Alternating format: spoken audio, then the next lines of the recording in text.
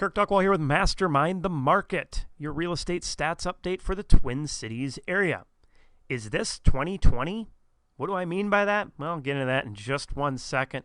But first, make sure you click on that subscribe button, like and share this video, because we know that knowledge is power.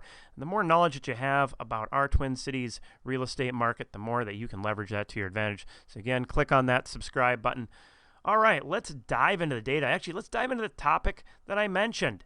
So, is this 2020? Well, no, it's not. But we are tracking at exactly the same pace as far as our average showings per week per listing in that 250 to 500K range here in the Twin Cities. So was it a 3.92?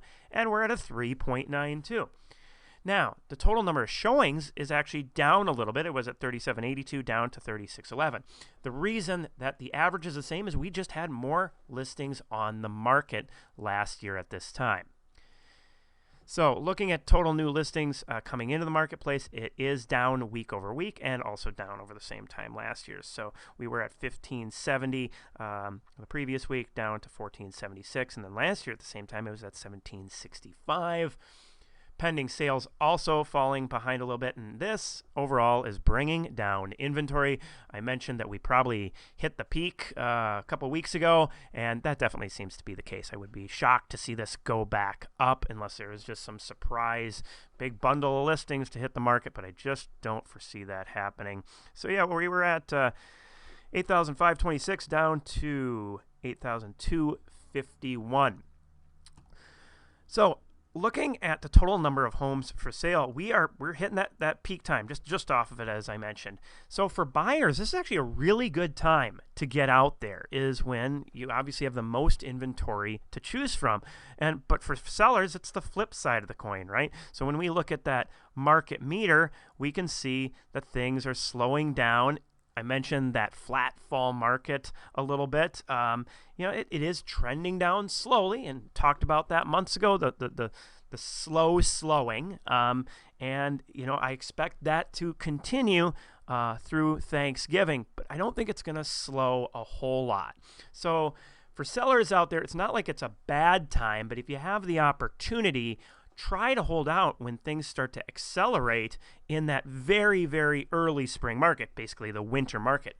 I would not be surprised, as mentioned in previous videos, to start to see things pick up in mid to late December and seeing some serious acceleration in January and early February in the pace of the market out there. But yeah, going back to for buyers, I think we're getting close to about as good as it's going to get for the next 30, 45 days. Is a really good time to get out and shop while the inventory numbers are still higher. Looking at interest rates, there was a slight jump up on those.